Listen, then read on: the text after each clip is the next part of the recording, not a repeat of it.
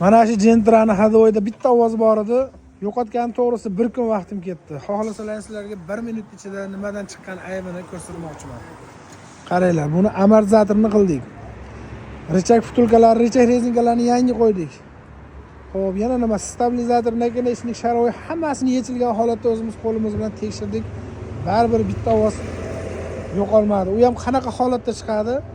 Valnadan, chuqurroq valnadan bitta o'tganda mashina oldi sal teparoqqa ko'tariladi, shunaqa holatda chiqib turadi. Biz buni mana oxiri korobka podushkalarini yechdik. Yetsak mana holatni qaranglar, mana yirtilyapti.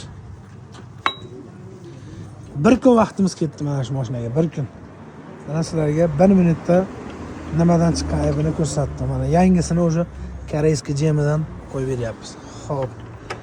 Ma'lumotimiz foydali bo'lgan bo'lsa, kimgadir nafti yeb qoladigan bo'lsa, Gentrachilarga jo'natinglar, foydalanishsin.